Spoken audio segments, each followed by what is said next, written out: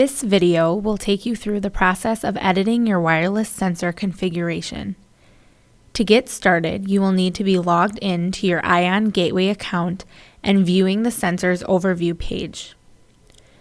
From here, we can click on the sensor information bar for any of the sensors that we want to deal with, and that will allow us to view the detailed sensor information.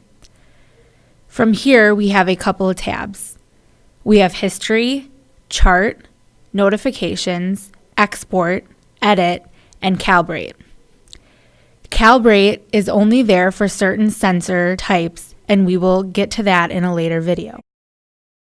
But for the purposes of this demonstration, we are going to click the Edit tab. From here, we can make changes to how our sensor operates.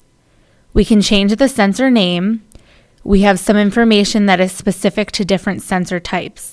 For example, this is a temperature sensor, so I can change whether I want the data in Fahrenheit and Celsius.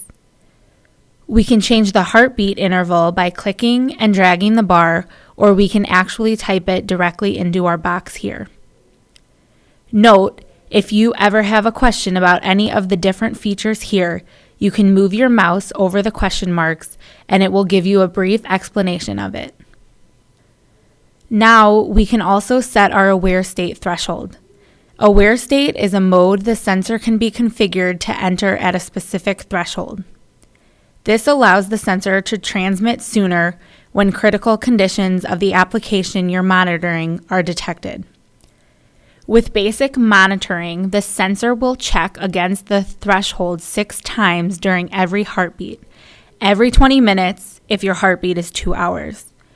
We can click and drag here, or like I said earlier, click and type in the box. At this point, when we are done making changes, we can go ahead and click on the Save button.